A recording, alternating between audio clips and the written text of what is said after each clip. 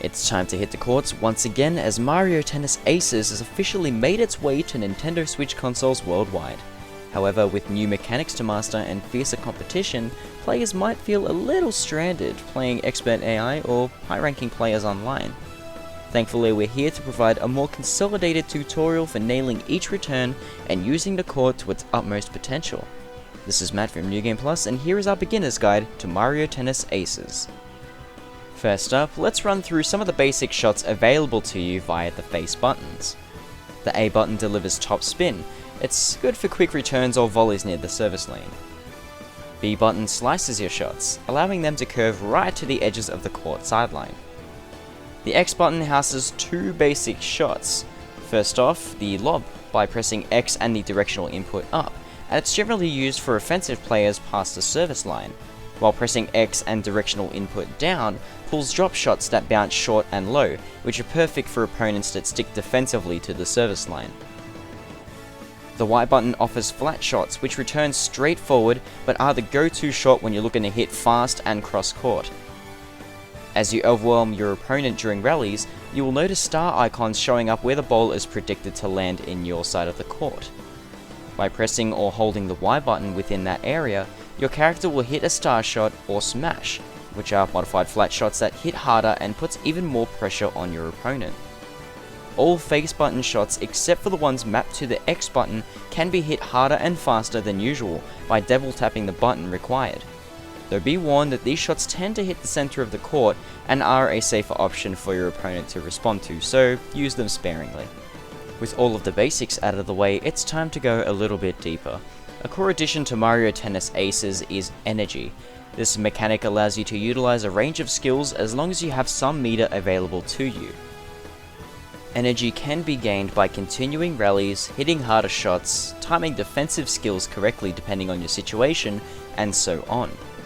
Most times you'll find yourself gaining meter through charge shots, which can be done by holding down a shot button until the ball arrives and is automatically hit. Depending on how long you charge, a tiny glint will show on your racket which signifies you will return with a max charge shot. While this method will build even more energy and knock your opponent to the back of the court if they return, it leaves you with very little room for movement.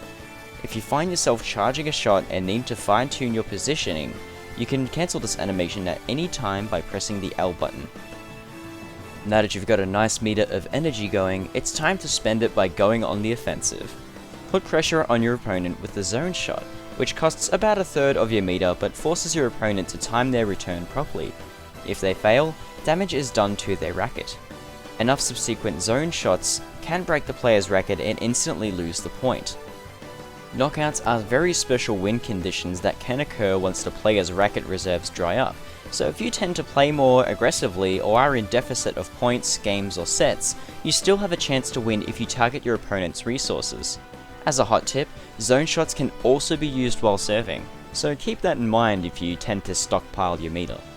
If you do decide to fill your meter up to the maximum, you can deliver special shots. These are harder to defend or return against than zone shots and carry a much heavier burden.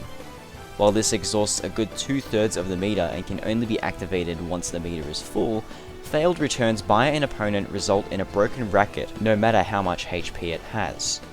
Due to its higher energy consumption, special shots are generally used for Hail Mary responses if you're unable to return a cross-court shot or to easily seal away a game set or match point. Special shots can be activated practically anywhere on the court as long as the ball has not passed you and hasn't passed the apex of the ball's first bounce. As one more tip, pressing a shot button while the ball is in your opponent's court side allows your character to taunt and their next shot will be more powerful than usual. Though being on the receiving end of the aforementioned skills can be pretty taxing to deal with, thankfully there are ways to spend your meter and make things easier. Zone speed can be utilized by pressing R, which slows down time and improves character movement so you can reach the trickier, faster or stronger shots of your opponent. If you're looking to get the jump on them, trick shots are a great way to punish formulaic or cross-court play and gains lots of meter if timed correctly. As soon as you see the ball's direction from your opponent's racket, double tap the X button and the intended directional input, either left, right or down. If timed correctly, meter will be gained. But if it's left to the last minute, meter will be spent but a return will still be made. If you are faced with constant zone and special shots, blocking is a necessary skill to hone. Blocking is done by pressing a shot button at the right time, as early or late presses will result in damage or complete destruction of your racket. For the optimum time to block, the best spot to hit is when the ball is parallel to the character's left or right. My favourite method of practicing block shots is to return the ball from either service or the baseline and wait for the ball to line up exactly above the line while zone speed is activated. Keep in mind that there is no penalty for using zone speed while blocking aside from extensive energy usage, so feel free to use as much as you want until you're comfortable enough to practice blocking in real time. And much like its offensive counterpart, taunting can be done by pressing a shot button before receiving an opponent's serve and will help deliver a stronger return than usual. Lastly, let's cover a few basic tips playing to your character's advantages.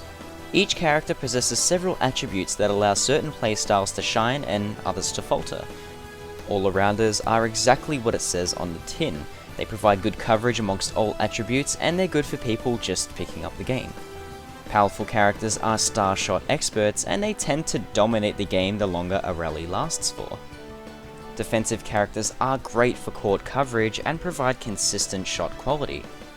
Technical characters tend to favour cross-court play and sinking the ball in sweet spots.